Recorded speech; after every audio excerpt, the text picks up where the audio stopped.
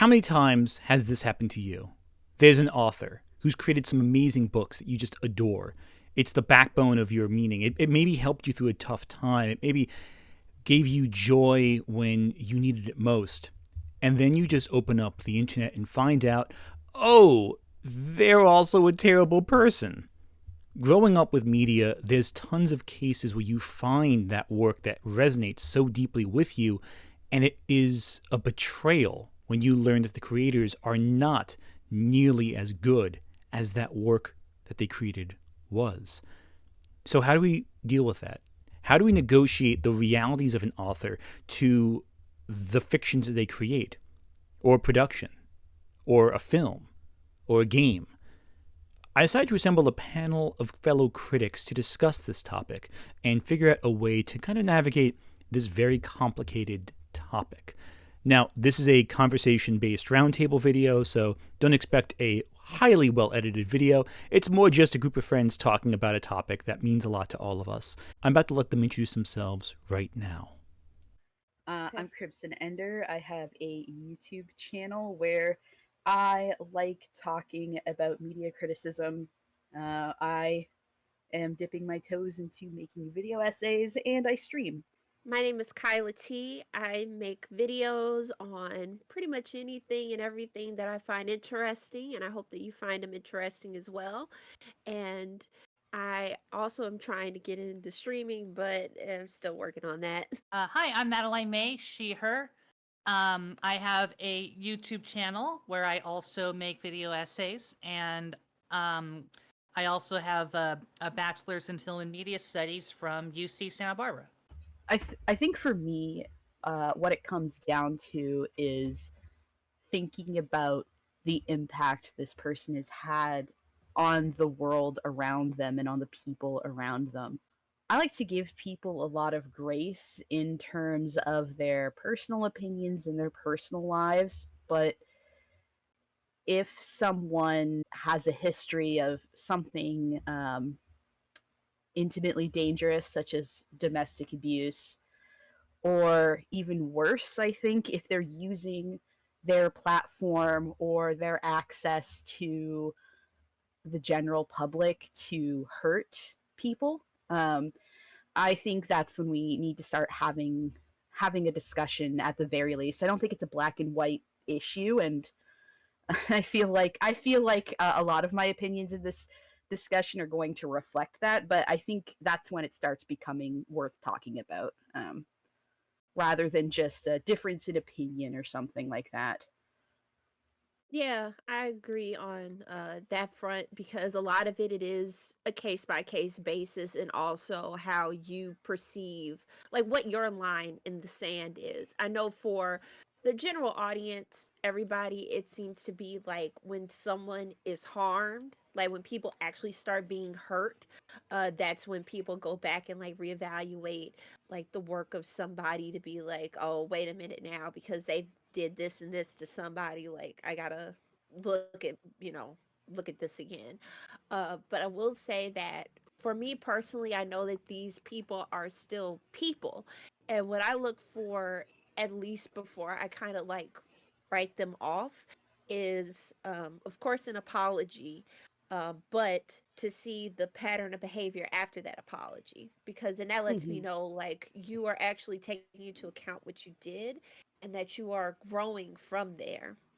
But if you just apologize and then I come back like a year later and you're still on the same stuff, well then what was the point? Yeah, I really liked Ender's Game growing up, but to me, honestly, like hearing his politics, like looking back on Ender's Game is like, yeah, it Makes is kind of sense. all here, isn't it? I think Unfortunately.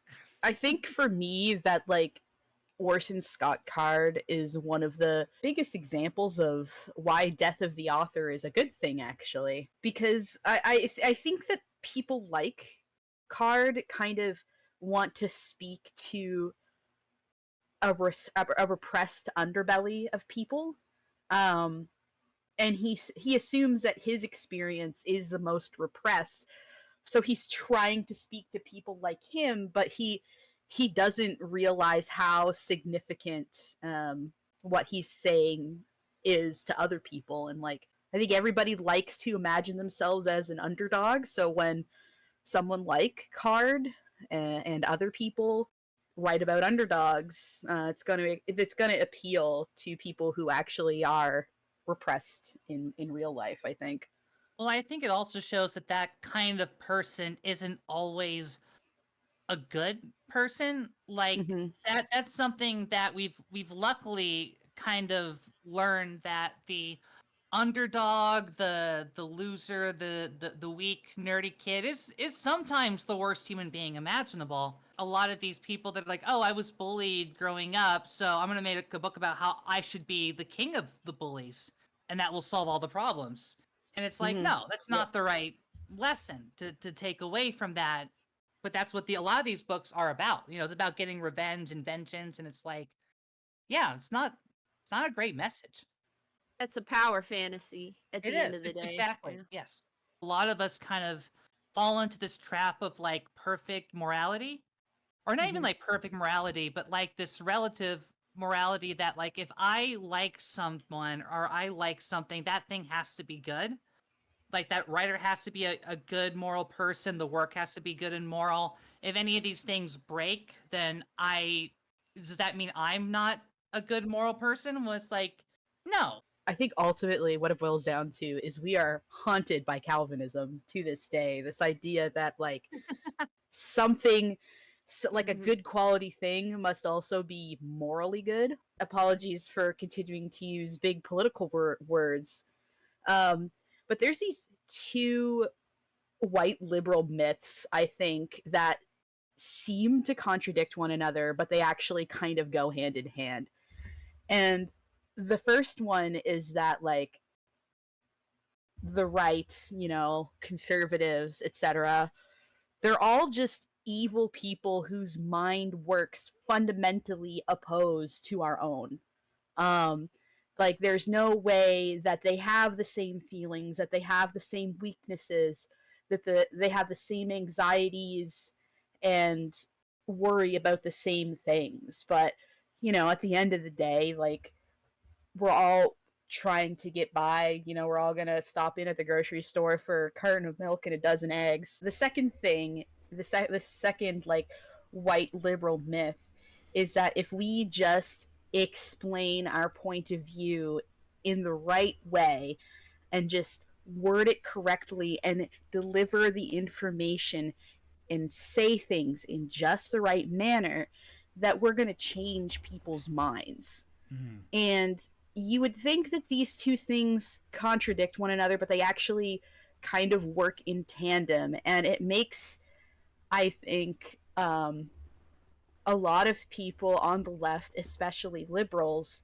it really rattles their mind and confuses them when there is a moment of relatability from someone they deem as a monster, because the fact of the matter is that they're not monsters. They're human beings just like the rest of us. They just did something bad and something that we are all capable of. And I think that scares people, that like any one of us is capable of doing something that monstrous, um, depending on our decisions. It's not something that we're incapable of doing.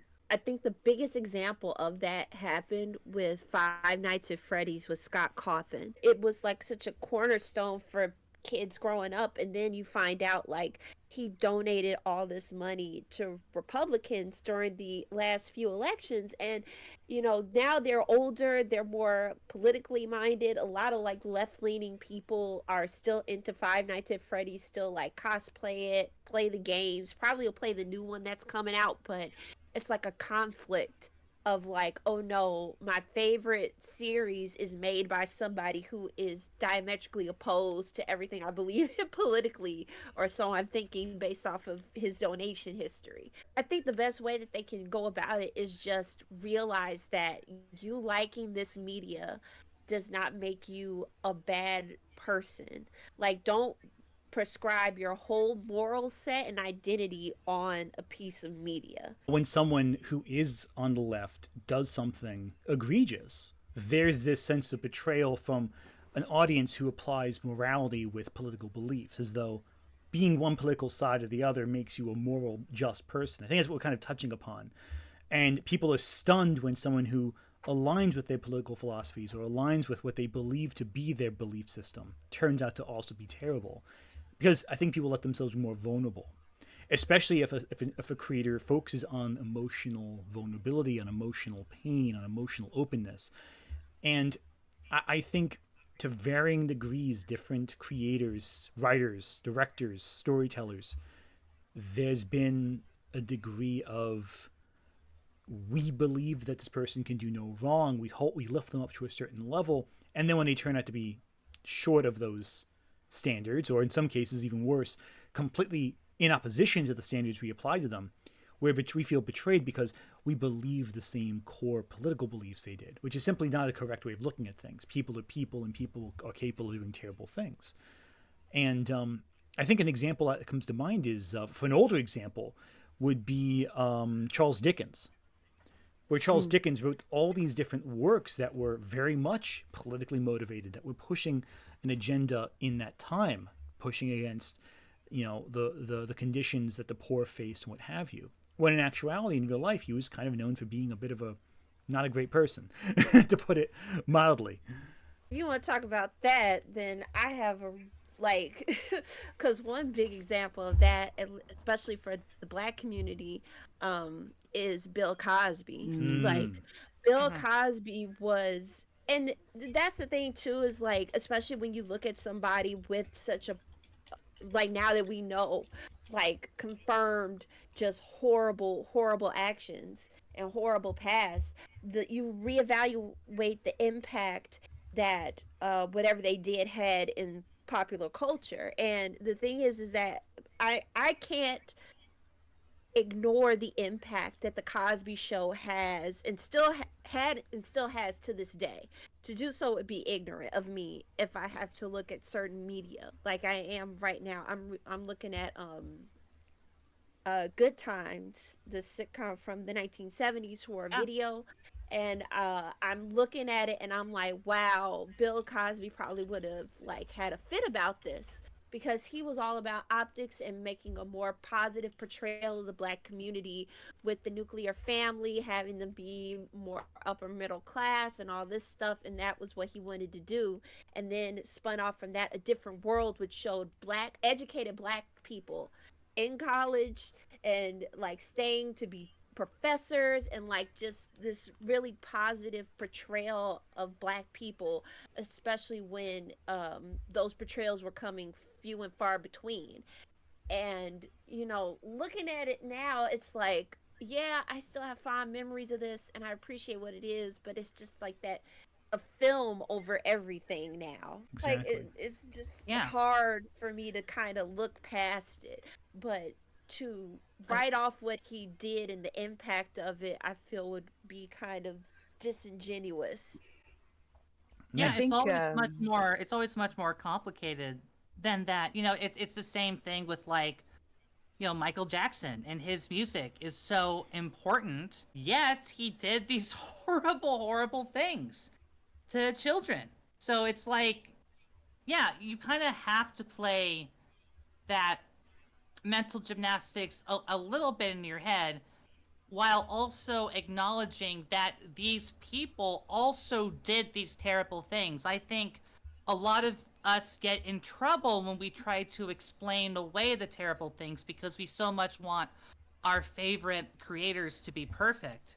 Yeah. And that's no, that's, and I think that's really the road to ruin. Like, one of my favorite authors growing up is Lovecraft, and he was a horrible, terrible, disgusting person in his time. And I still like his stories, but I also admit, yeah, this guy sucked, and I also like his stories. Both of those things can be true as long as I acknowledge what's, like, happening.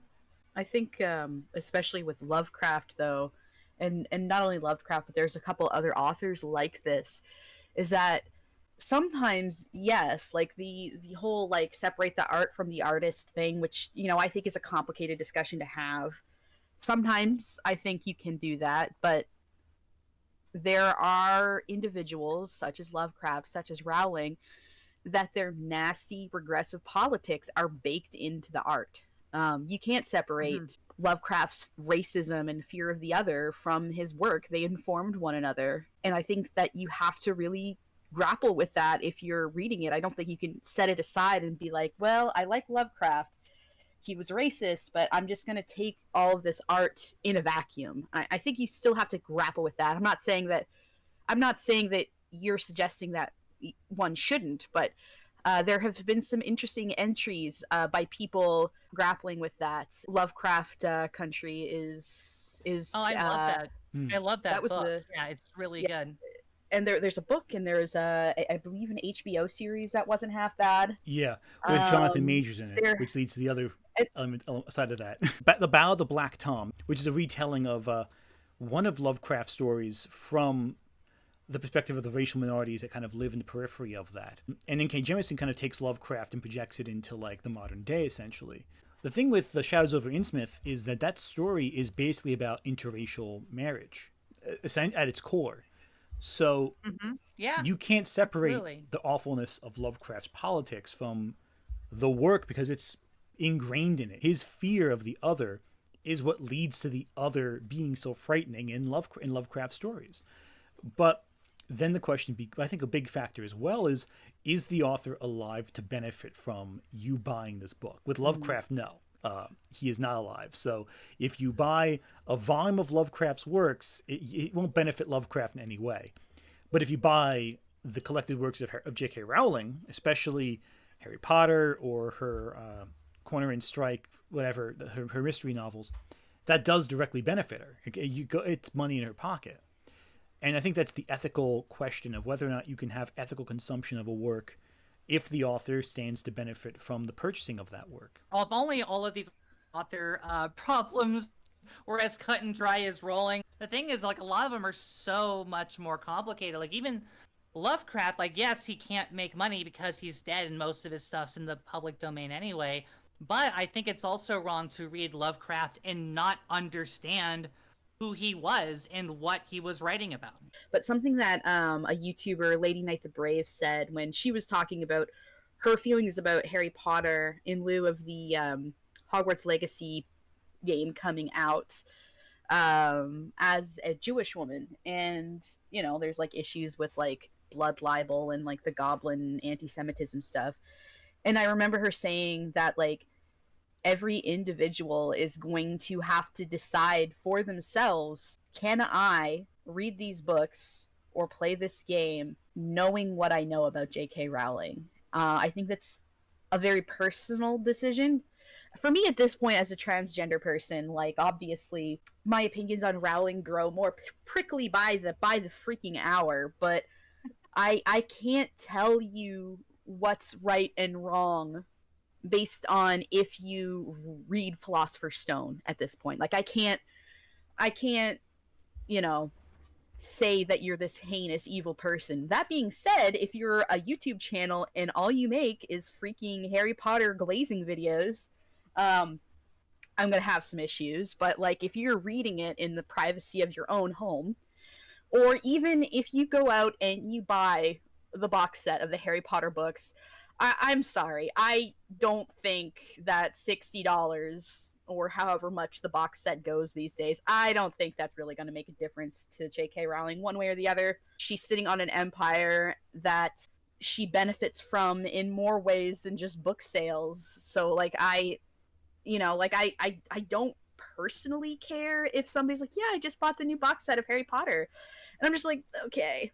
But if somebody kind of builds their empire off of JK Rowling and publicly allows their persona and their works to interact with Rowling in a way that can create new fans or hype around her, and you don't answer to that question of what she did, I'm gonna have a bigger issue than some freaking 16-year-old that bought the first 7 books, you know?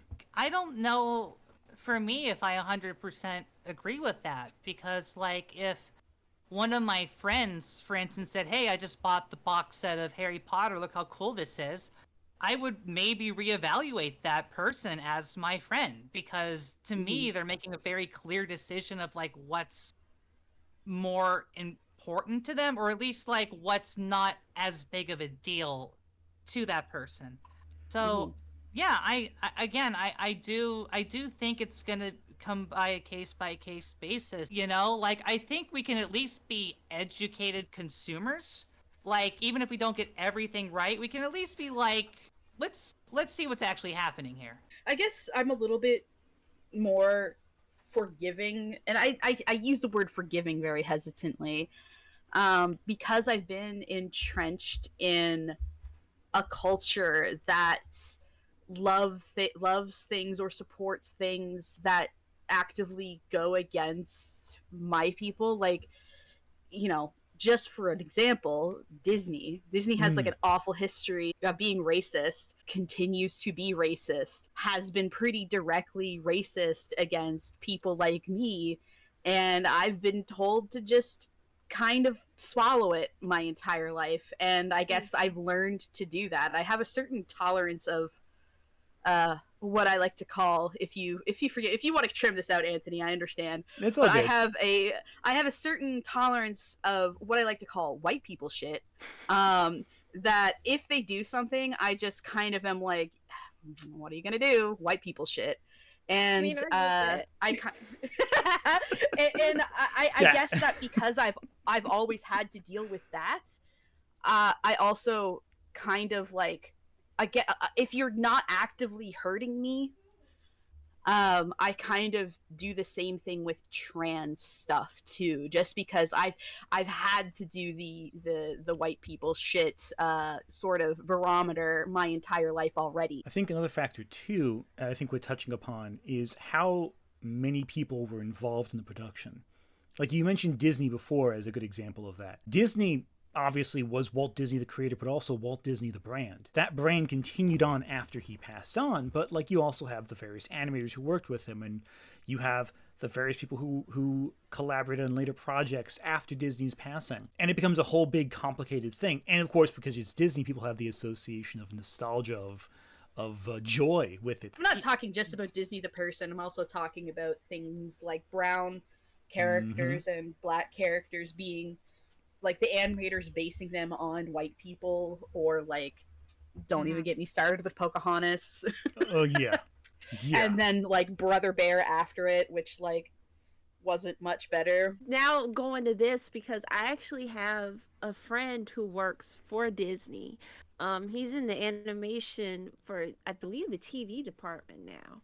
And Nice. it's something that I know I think about, because it's something that he had always really wanted. Even when I knew him in high school, he was like very entrenched in Disney. He's a black man, and it's one of those things where you feel like, and I'm assuming for him, but it's like, it's your dream, you want to do it, you kind of, and you hope that once you get there, you can kind of like be the cog that kind of starts to change the way the machine is. You want to be that positive influence, but they can only get so far. Kind of like with the production of a lot of more black TV shows from Disney, like Crag of the Creek, Moon Girl, and Devil Dinosaur. They'll say like, oh, we're gonna give them the opportunity to do this, and then they're like, well, we met that quota, time to brush off and go forward and do whatever the hell else. And it's sad, because those people who are working on those shows are doing this out of like a genuine want of showing these positive aspects and positive representation that they want to get out there for a community. And just to have it be trampled upon, and then also kind of underplayed, depending on like how far people's views will go of the company that they're under. Because I personally am like, no ethical consumption under capitalism also means that, at least in the United States, we are pretty much all run by monopolies. Like, there is going to be a hard pressed way, like Vivzy Pop and the Hasman Hotel is like a 1 in a billion story. of having an indie animation get picked up by a major like production studio so you can go your own way. A lot of people can't do that. They have to go to the more established people to start having these projects put under. But you're like, well, if they're doing this, I want to show them that no, this is what we want.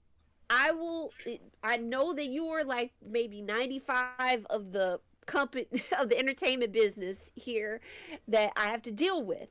So I will watch this show and I will tell you of my love for it. So you know that this is what I want. Like, if we're going to have this relationship, this is what I want from you.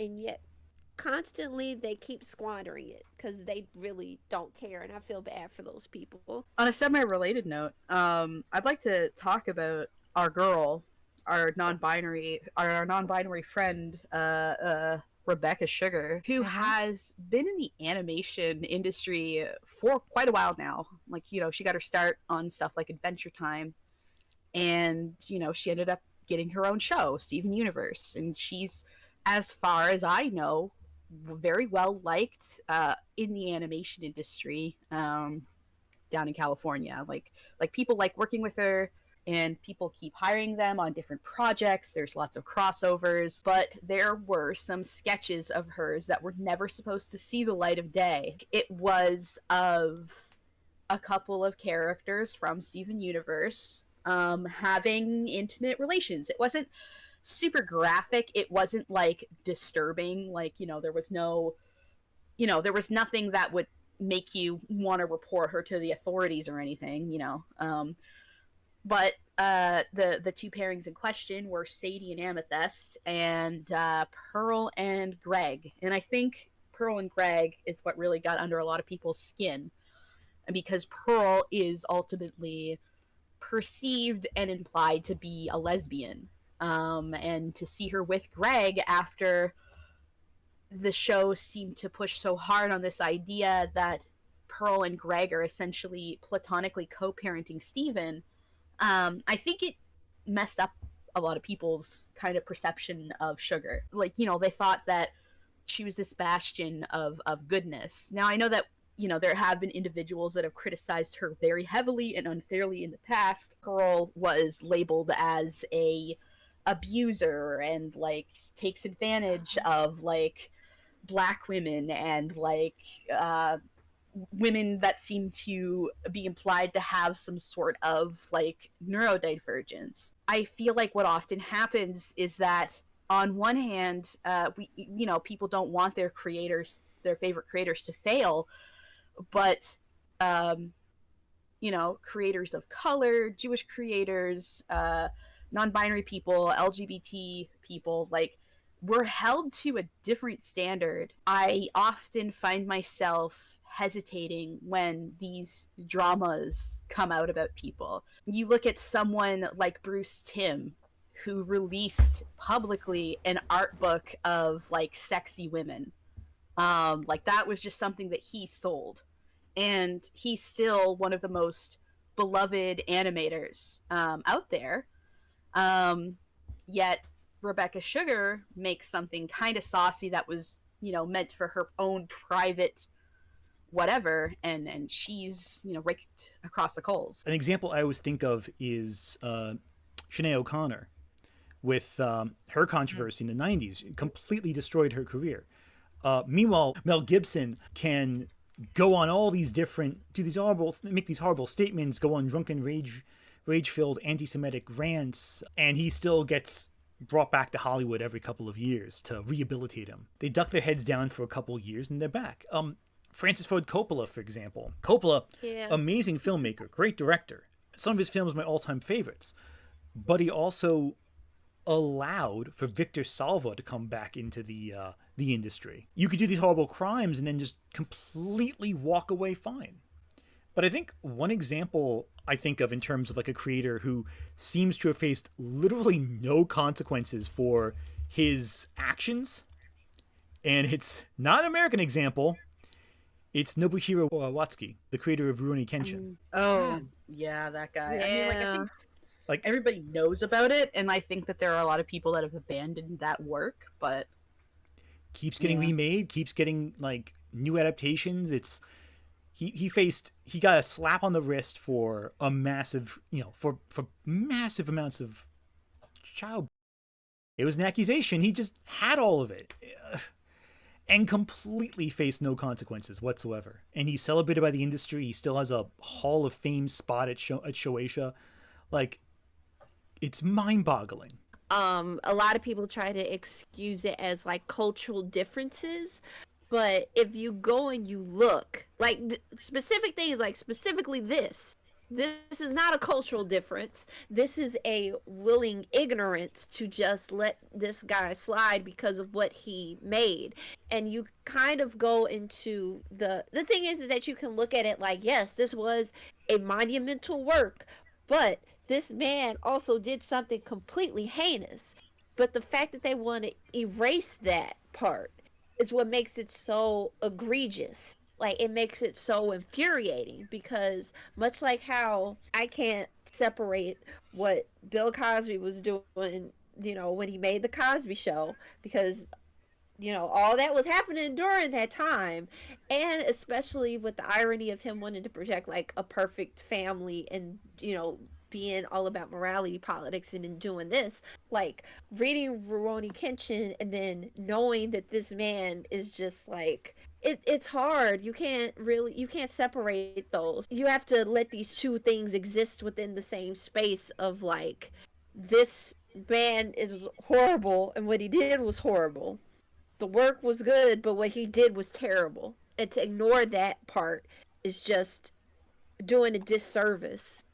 I think that kind of bleeds into an interesting thing when talking about like anime and works made in Japan, like you were saying. I think that like a major factor as to like, oh, why are all these freaks making manga and anime? And I think people don't understand the barrier to entry is so much lower in Japan because of the lack of like unions and workers' rights in these industries.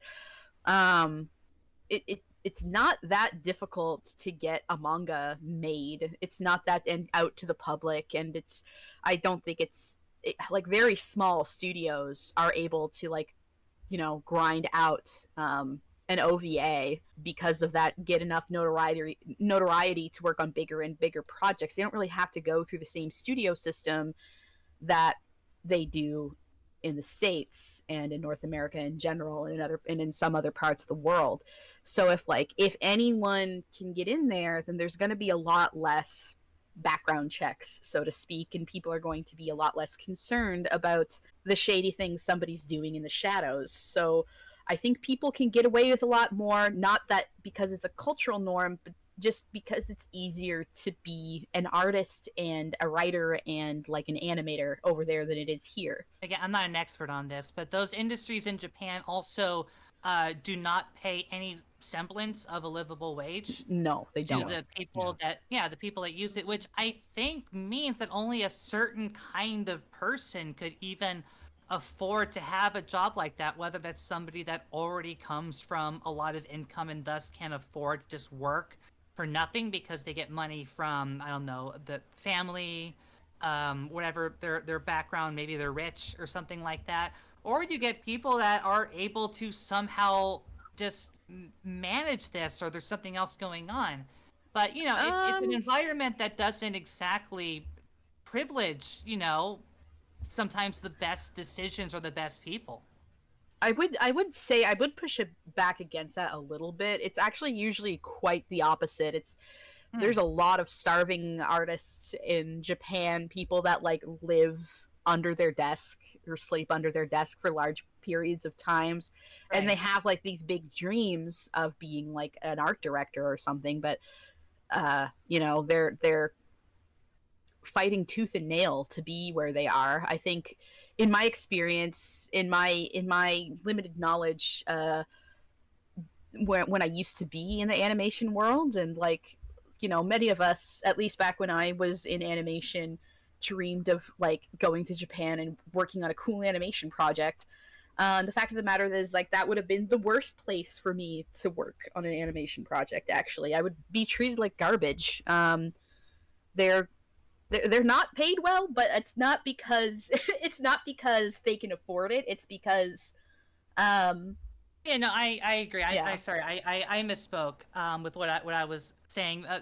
Basically, what I was trying to say, um, and thank you for clarifying, is that I think when you work in an environment like that, where you have to be so like cutthroat and you have to work like so hard and do, like kind of when you're pushing up your back against the wall like that, it basically favors a certain kind of person to rise to the top, somebody who's willing to do anything. Like when people say hardships make you strong, what they're actually saying is that like the person that killed all of the other lobsters in the bucket and made it out victorious, that's not the best person. That's the person that killed every other lobster in the bucket. That doesn't mean that they're good. Like that kind of sounds like a scary person. And I think a lot of that is what happens in even in American industries too, where it's very much like you have to pay your dues, you have to do all of these horrible things just to make it, and basically you get the people that are able to survive horrible things and no one else. I want to stress in this video is that like all of these keep happening because the systems that we have in place reward, make, or a combination of the two these kind of people. It's the system that keeps creating again and again these awful people at the top of the food chain. So the only way this is ever going to stop is to change that system completely, not change it from the inside, because it's the structure itself that is the problem. It's, obviously it's not going to happen anytime soon or even in my lifetime, but dismantling this system that keeps generating, sex pests, people collecting CP and all this stuff is to just destroy it and rebuild it. When you mention like terrible people at top and people having to work with them, I think of like a lot of people who had to work with the Weinsteins, By all accounts, creators like Wes Craven have a very good reputation even after death. Like, Wes Craven is beloved by everyone who worked with him. Yet, to make Scream, he had to work with the Weinsteins. You kind of have this question, like, do you want to avoid the works of a really good, great creator because these really terrible people were involved with the production side of things? I would say no.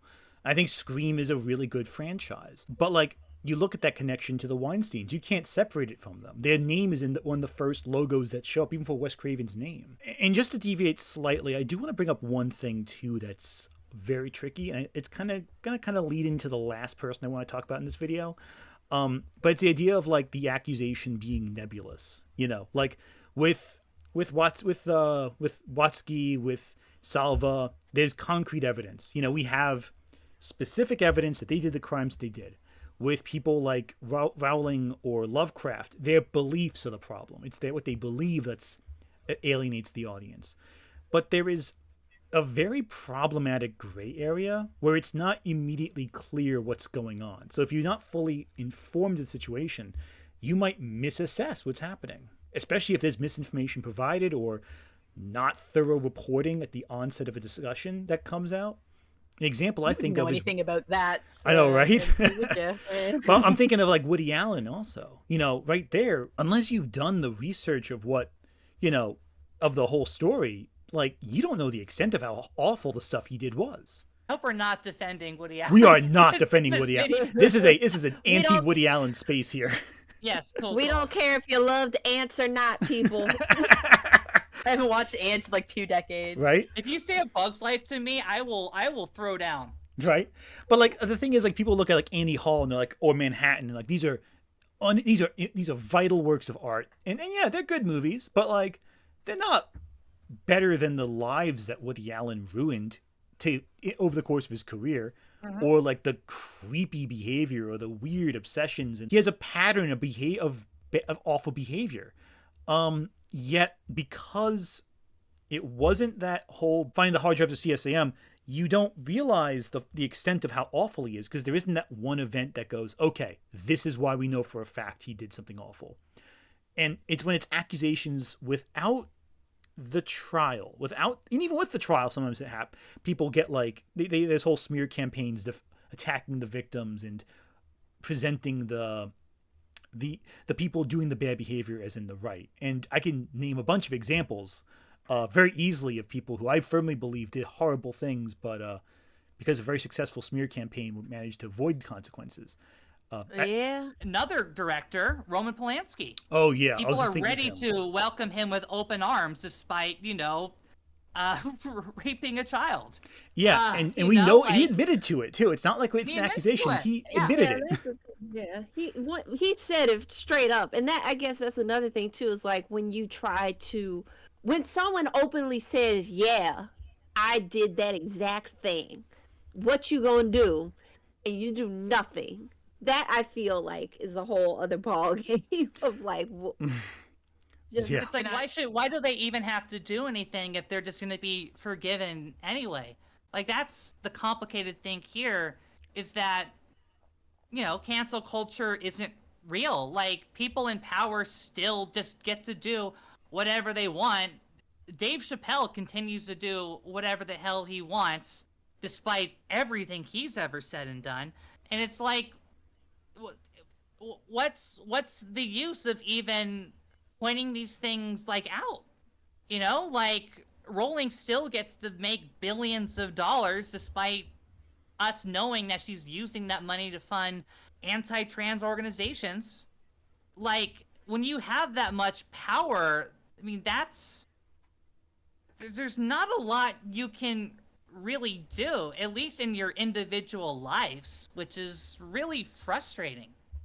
Well, and going back to like at least going to Chappelle, because there's an interesting dichotomy that happens that I see specifically when like Black creators are called out or reprimanded for horrible behavior, is because there's a deep history of Black people in entertainment or just in any which way of being framed as being like unreasonable, being like just trouble to work with, just being like a horrible person. A very good example of a wrongful cancellation was Eartha Kitt. When she made the quote-unquote first lady cry because she was asking a genuine question about like, what do you plan to do about the youth in America in like the inner city, resorting to violence? And she was like, well, we'll plant flowers will help. It's like, girl, and like that kind of thing. And there's like a whole bunch of history behind it that unfortunately can impede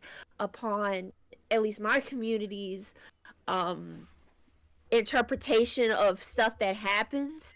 Like with Dave Chappelle, and I also blame like grifters and stuff like this for putting a divide between the Black community and the LGBTQ plus community, because since that community is mostly represented by white faces, it gives the appeal of like, oh, it's just white people wanting to get ahead of Black people, and that's just a whole bunch of BS.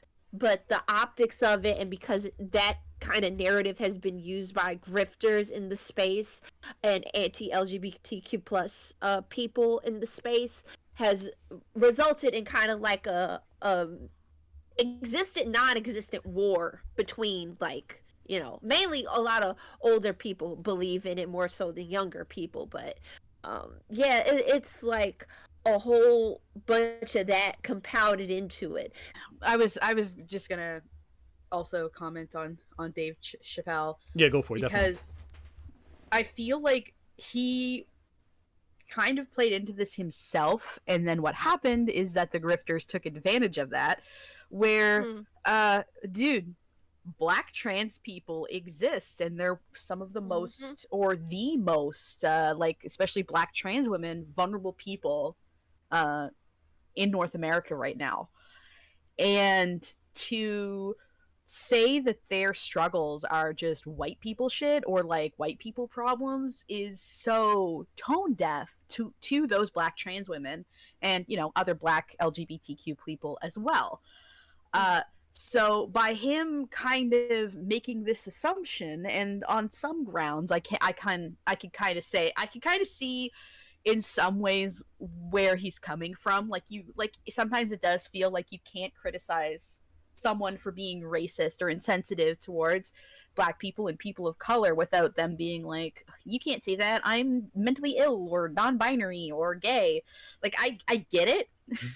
But I feel like that conversation could have been a lot more nuanced if Black queer people were in the room, because they're the ones that get hurt by that the most.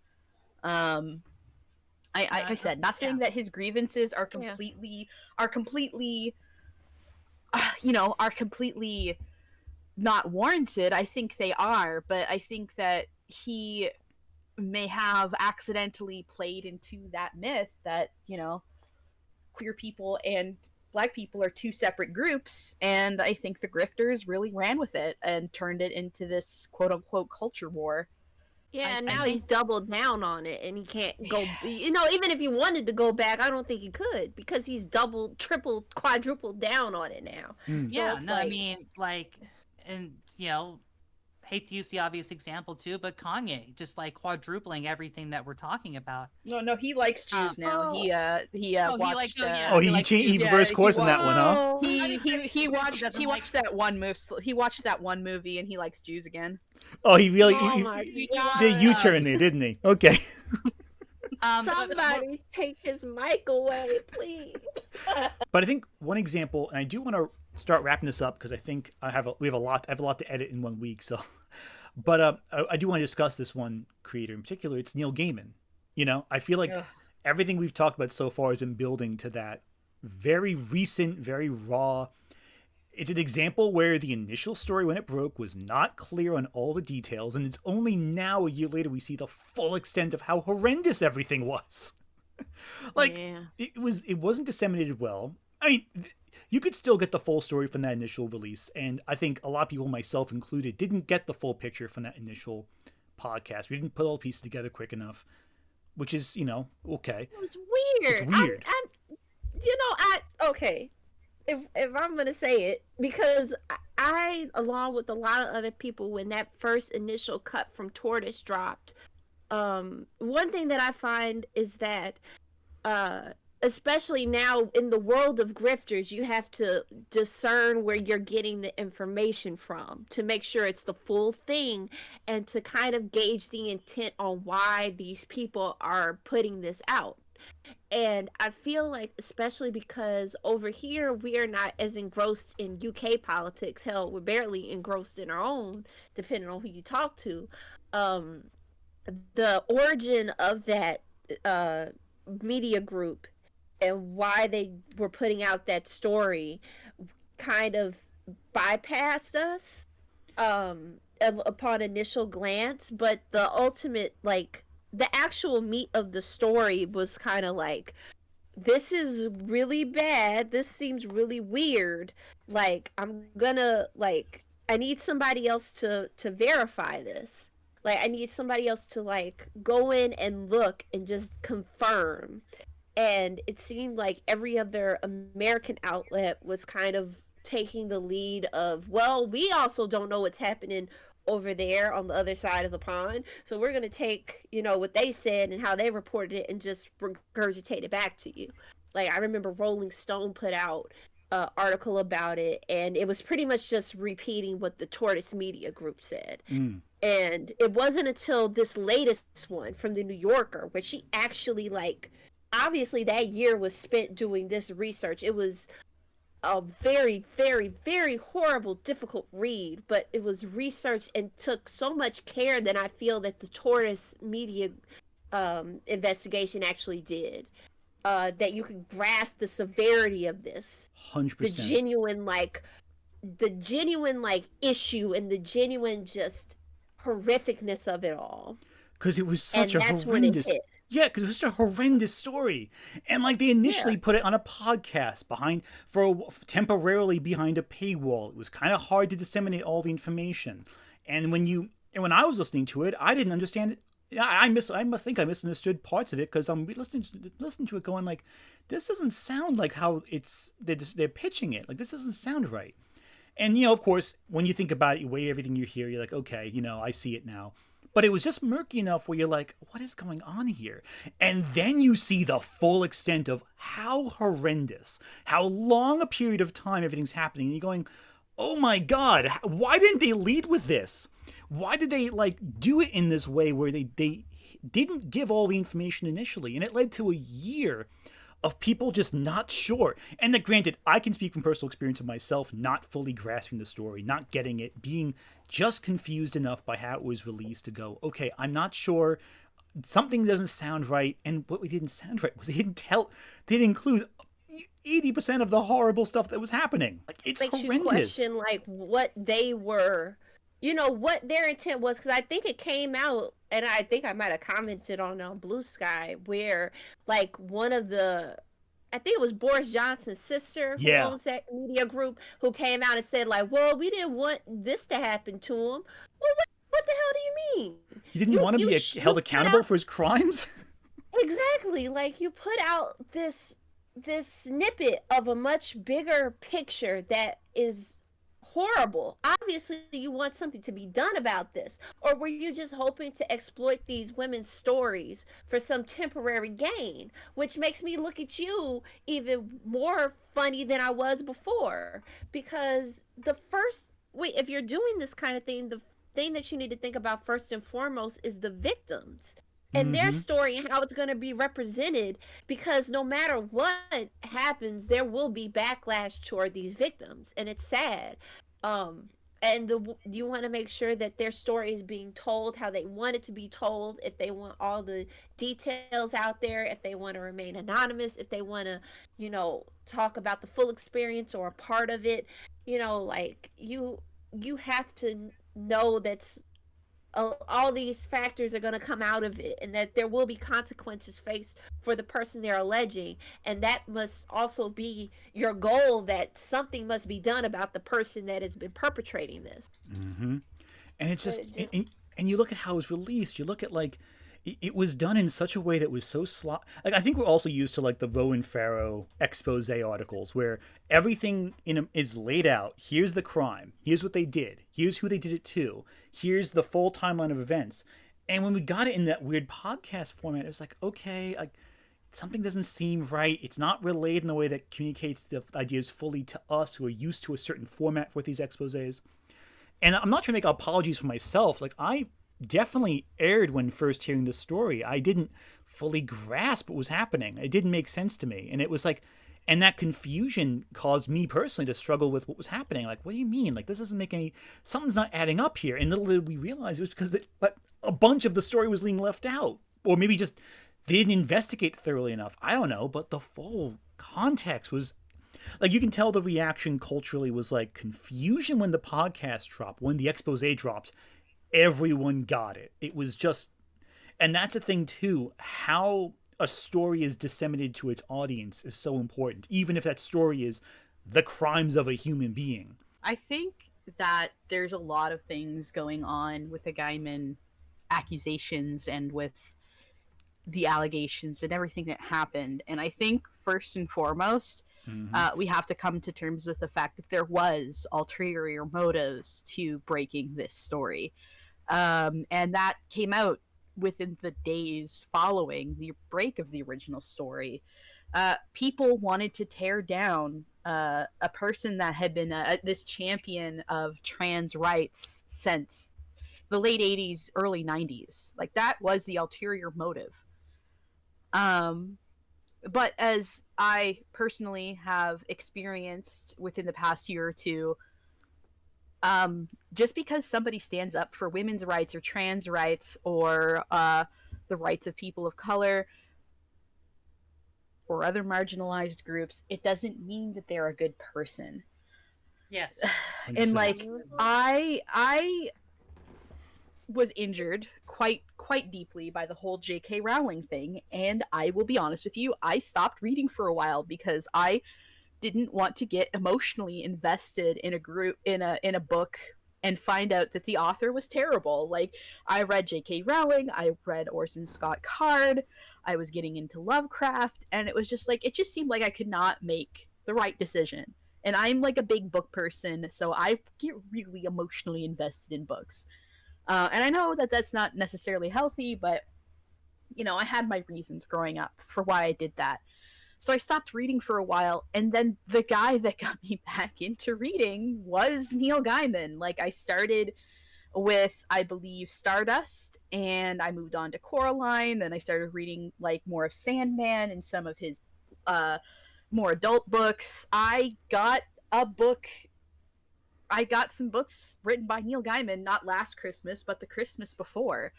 Like he was getting me back into reading. I'm back at it again, and I'm just reading other books.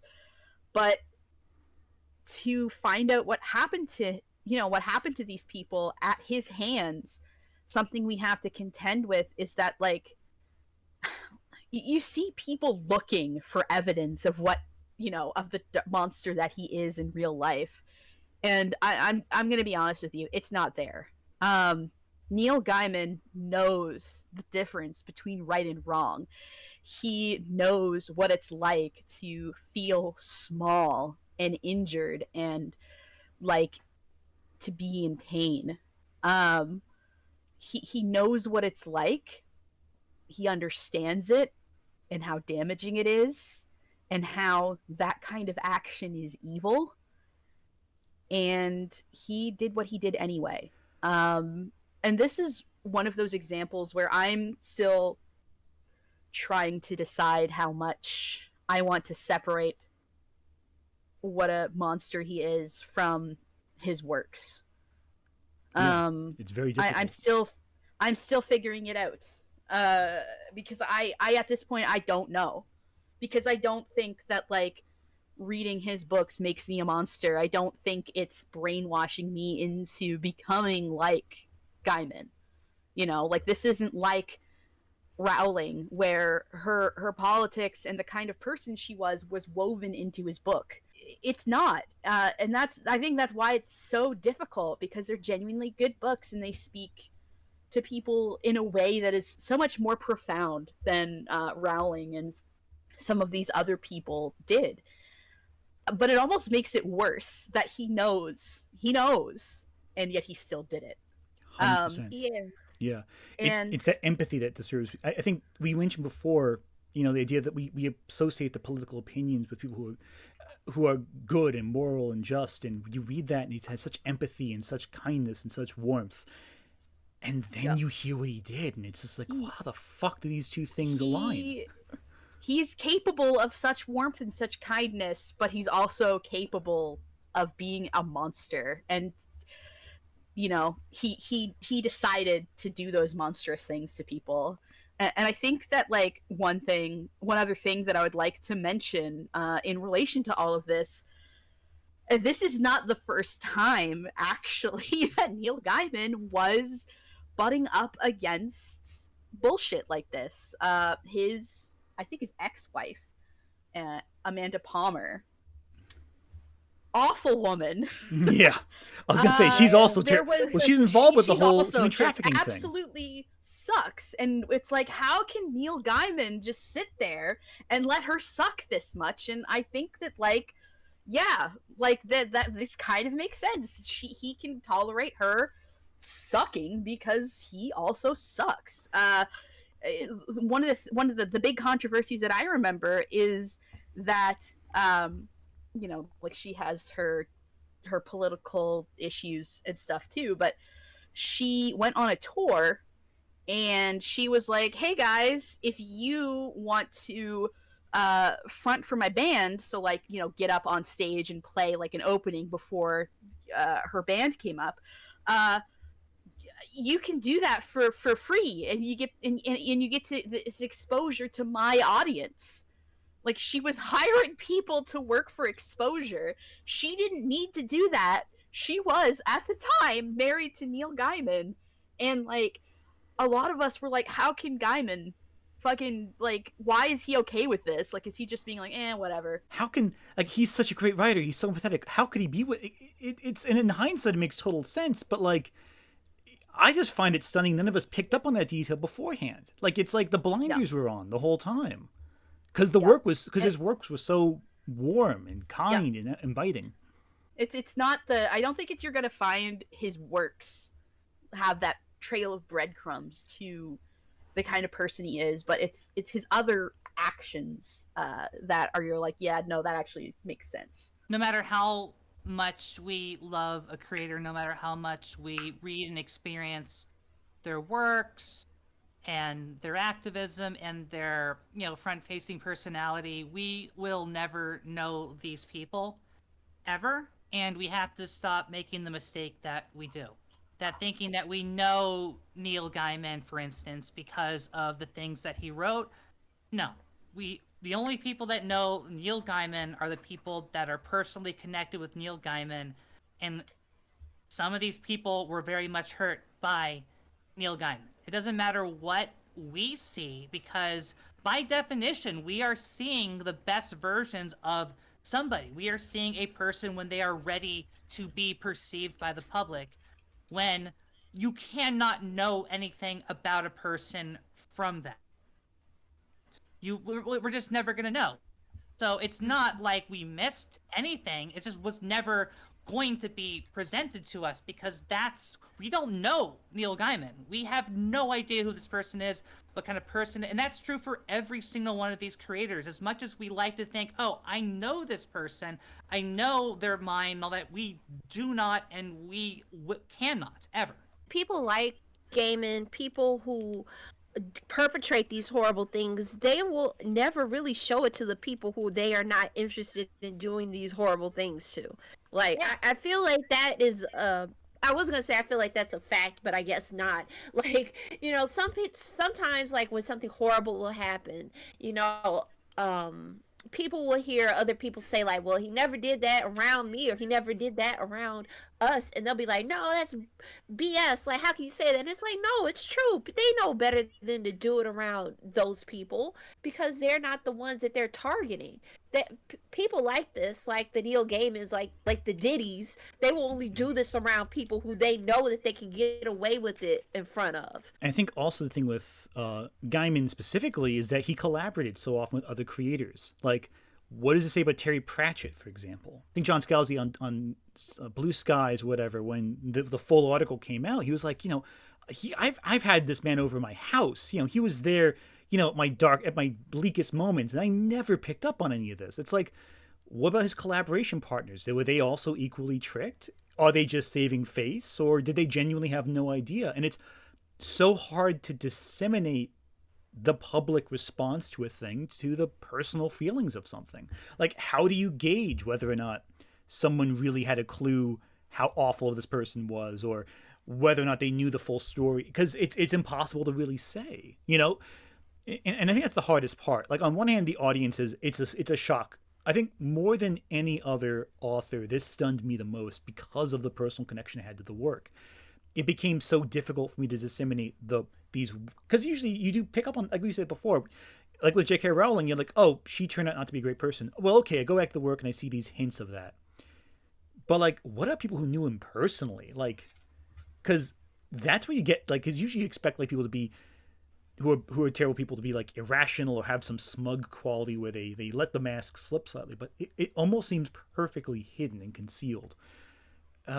It's such a repulsive story to deal with. And, like, I have no idea what to do with the works of authors whose actions end up being too terrible for words. Like, I still have a lot of books from authors who are, like, I still have, for example, hidden behind on my bookshelf, there is a copy of Ender's Game somewhere.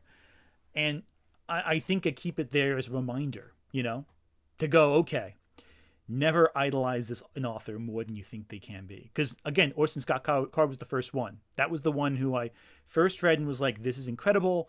His work is so amazing, so insightful. And then it turned out he was the way he was. And that's a small example, I feel, compared to Neil Gaiman. I feel like it almost feels quaint compared to the level of crime committed here. Well, I think it's okay to not have all of the answers for yourself yet. Like, I think it's okay to not know what to do with people like this. I think that's extremely valid. And for it to be messy, I think it's okay to not have a perfect answer to even, like, change your minds about how you view an author's work multiple times throughout your life. I think the trap we fall into is thinking that there is a definitive answer. Like, people really hate ambiguity, and we really want a one size fits all answer that will be okay. Now I know for sure who the good artists are and who the bad artists are. We have made the system. We know what it is now. When that will never be the case. All that we are doing is creating a new blueprint for these actual horrible people to work around. We are just creating new ways for a single person to be caught, and because we never change the system, it basically has the same effect as sacrificing a person to the sex pest gods or whatever. Like, everything is still sustained. Like, Neil Gaiman being caught will not change writing. It will not change the system at all. I mean, it's going to create more Neil Gaimans. And I think until we understand that life has to just be ambiguous and complicated, that there's never going to be a binary answer to any of this, we are going to continue to let these horrible people just slip through the cracks. Exactly. I agree. Yeah. Like a good example, in fact, a good test of this is go to a art museum. So I'm in Chicago. You can go to the Art Institute of Chicago, right? And you go and you look at the art that's on the walls. Go look up one of them artists. Go look in their background. Like, go look in their background. And it could be like a painting that you see all the time that evokes something in you. Doesn't matter if it's like joy, fear, rage. You can go look that up and then go look at that artist and see see their history. I feel like that is a good way of kind of showing like the ambiguity of it all. People will make good things, they will make beautiful things, and sometimes they are the most horrible person that could have walked this earth. And there is a dichotomy that we have to digest with that. And it's ultimately going to be up to you on where your personal line is drawn in the sand on how you intake that art that is made by that person, if you intake it at all. But I do agree on, we have to realize that there is a shade of gray within that black and white. And as frustrating as it is, because a lot of people don't like the fact, people want easy to digest answers, easy to digest ways of going about fixing quote unquote things, right? But the thing is that it's not going to be ever easy. It's not going to be clear. It's not going to be just, plotted down A, B, C, D, easy to get to and do. It's a very muddied process. And once we accept that, I think as a culture, then we can start looking at those systems. The best I usually do is just believe victims. That's really the only thing I can do. And what's rough is that there have been cases on occasion, though very infrequent, where the accusation was false. It was designed to destroy someone's reputation, and when evidence comes forward, you realize that it was false. And the problem there becomes people look at that and go, well, that means that all accusations are false. That means everything can be fake. We want that. We want that answer so badly. We want to find that one thing that justifies everything that we believe, even if there's a million things that counter it. We want to find that one thing that's like, oh, I was right all along. This is the actual problem. This is what's good. This is what's bad.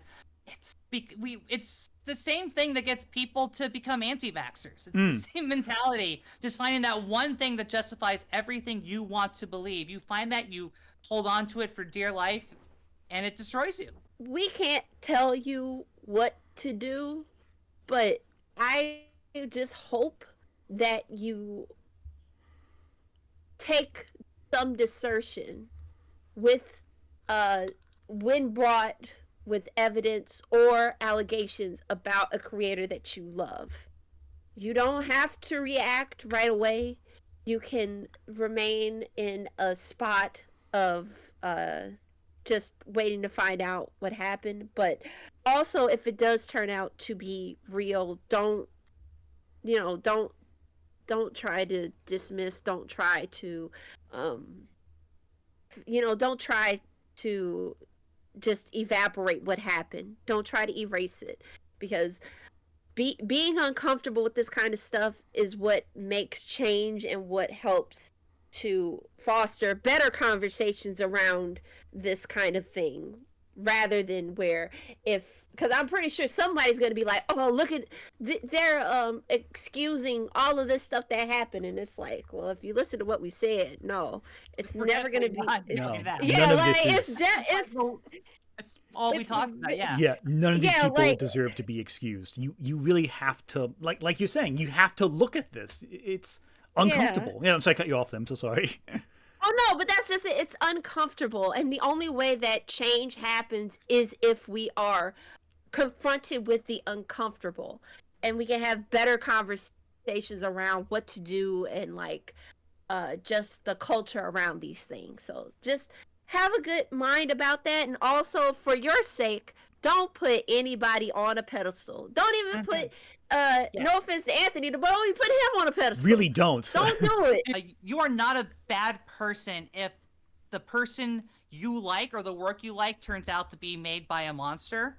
You do not become a bad person by proxy. You are fine. You are just as hurt, just as confused as the rest of us. You are also not a bad person if you continue to like the work anyway, because that's how you separate the art from the artist. You are not the artist.